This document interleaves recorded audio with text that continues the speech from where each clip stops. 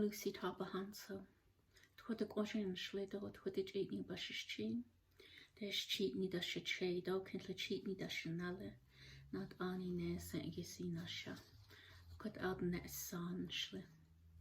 I shared with you my plans and the fact that I'm originally from Shiprock, New Mexico. I'm currently in Yoto in Santa Fe.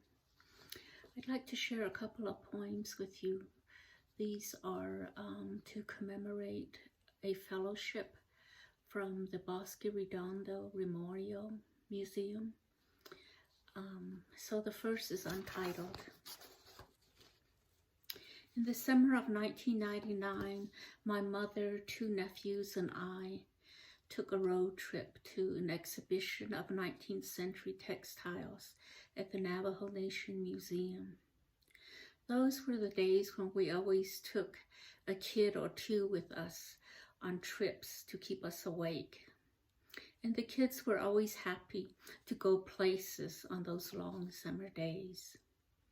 After the boys washed their faces, we set off on the 2-hour drive to Window Rock. We listened to the radio, Hank Williams CDs, and told stories, laughing and teasing each other. Along the way, the land varies from long mesas and sandstone pinnacles in the midst of the dry, flat desert. Then to the west, there is the winding narrow road known as Norbono Pass, which crosses over the Chuska Mountains. Norbono was a renowned headman who defeated Mexican intruders in 1829 near present-day Sonsola or Crystal, New Mexico. Almost 20 years later, he was killed by U.S. soldiers as he led a group of Navajo warriors to a peace conference in Santa Fe. The soldiers acted under the direction of Army Colonel John Washington. The following year in 1949, Washington blocked a freshwater spring that was the people's only source of water in that area. Then in subsequent confrontations, he killed several Diné warriors. The road was named Washington Pass after him. Then in 1992, it was changed to Norbono Pass. 2 huge ochre pinnacles known as crushing rocks tower on each side of the road through Norbono Pass. My mother told the story of the twin hero boys. Long ago, at the beginning of Navajo time, changing women's twins set out to find their father, the sun. Changing women made sure they were aided by various deities and spirits as they ventured forth on their journey. Halfway through their travels, when they came to crushing rocks, where the spirit of the wind warned them of possible danger. Wind spirit helped them place a huge log between the cliffs, and they were saved from being crushed by the gigantic sandstone boulders. A route was created then to cross over the mountain. My mother ended the story by telling her grandsons that the hero twins were about their age. As we drove through the mountains, she said, Dolito Nkikeya Njonieta. This land of ours is sure beautiful. She said this though she has seen the tall pine trees, lush grasses, wildflowers, and stark red cliffs many times before. In Window Rock, we sent the boys to the bathroom first, as they had been drinking pop on the way. Then together we entered the spare, quiet gallery. Before us were human-like figures draped in woven blankets, bead or rug dresses, and shawls. Some included balanced lines of black, red, white, and blue. Other rugs contain intricate diagonal black and blue designs alongside elegant simple borders. We were quiet even after the hours of non-stop conversation.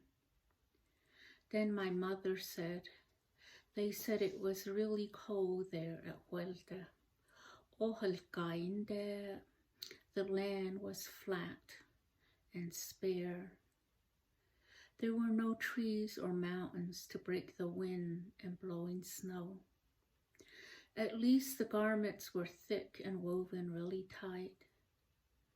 Maybe late at night they longed for the warmth of home, a fire burning, and warm familiar food.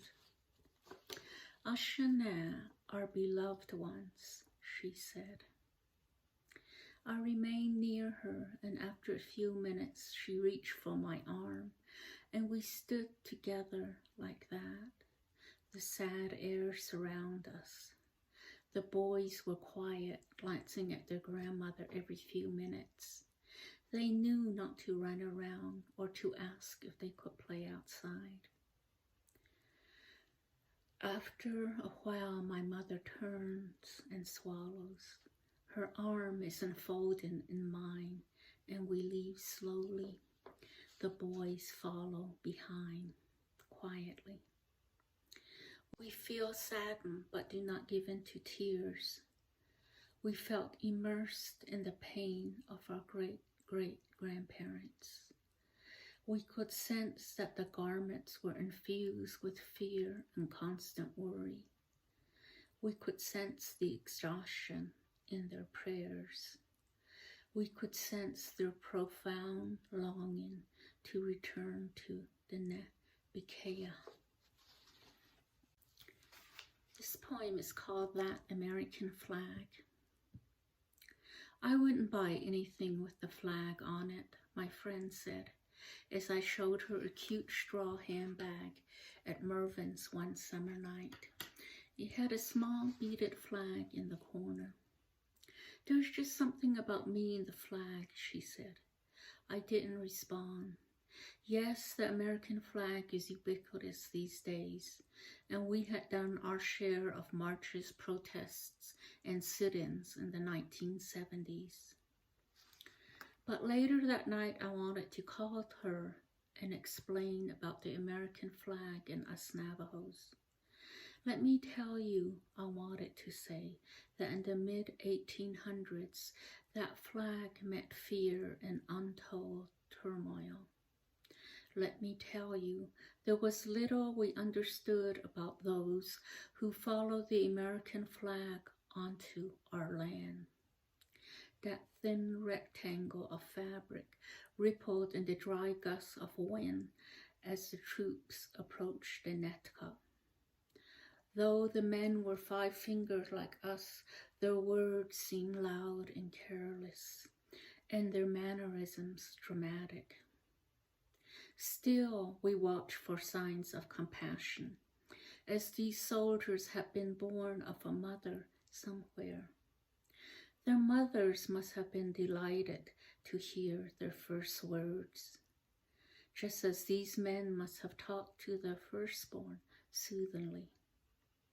Perhaps as they walked on the Netka, they longed for their families. These men walked upright, feet moving upon the earth's surface as we do. From childhood they had grown upward toward the sun as the Diné do. They breathed the air granted all of us by the holy ones. They were like us in these ways, but their hearts were unyielding. They were faithful to orders from afar. They were faithful to voices they had not heard themselves. They were bound by written orders and armed with deadly gear. They were loyal to the flag of freedom. The government had decreed that the Diné be moved to Fort Sumner so that we could become Americans. We traveled hundreds of miles to the south. The winters were cold. The blankets became worn and frayed. Though we were given jackets, wraps, and clothing, the sick worsened, the elderly passed on, and often babies died at birth. At times, children played as children do everywhere. Other times, they seemed restless from hunger and fear. The men remained resilient. They talked late into the night and sang quietly so as not to disturb the soldiers. They prayed for the strength and insight to lead our people home. The women set up looms though they were immersed in grief. We have to weave as we always have, they said. By weaving, we can make it through these waves of sorrow. Someday we'll go home, they said. We have to weave through this hunger, through the pain, through the deaths that surround us. We have to keep up our strength, they said. We have to weave to remember our land, our relatives, and our animals. They unraveled the blue military jackets and red undergarments and wound them into balls of crinkled wool. They found bits of wool and cotton and sometimes sheep wool. The military clothes became thin red and blue stripes in the rugs. The stripes were laced line by line, each weft tapped into place by the weaving comb. Its venerable echo, a comfort in itself. Sometimes they wove in the strands of hair, feathers, bits of plants, and knots of corn pollen to ensure strength and abundance. These were offerings to the desolate land around them. The rugs were prayers with red, blue, black, and white stripes. The stripes' white horizontal bands were for the early morning sky and signal new beginnings. The background of the American flag is white, as is our sacred mountain in the east. Thus the women knew we would survive.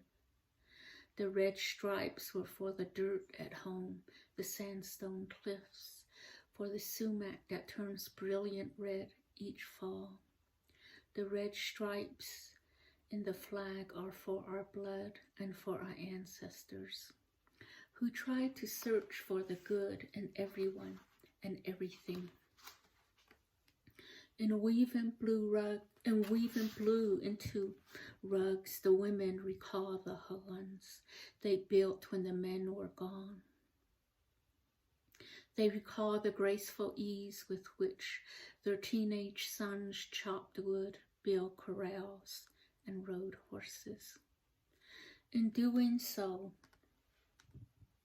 the women were reminded of their own strength. The blue in the flag is for the promise of each spring granted us since Fort Sumner.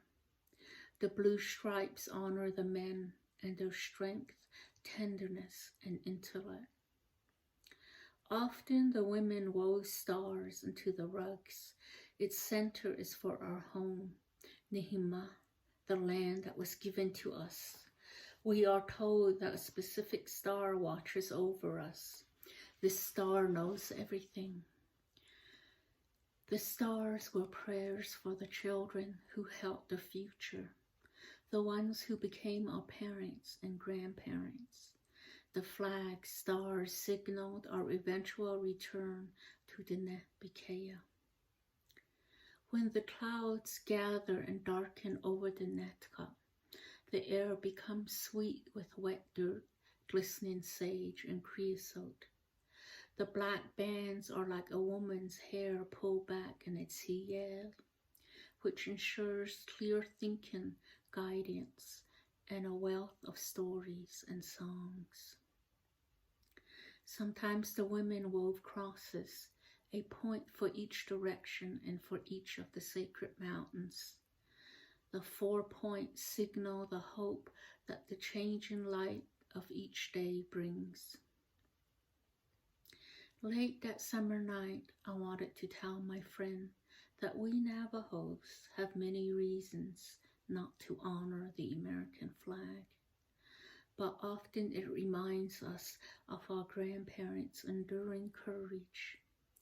In the face of terrible odds, the stars and stripes came to mean that we would return to our homeland.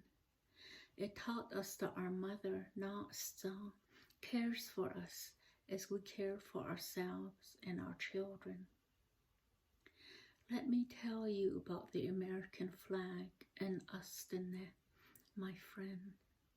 Let my grandparents, Shamasane Doshiche Doshanalike, let them tell you about the American flag.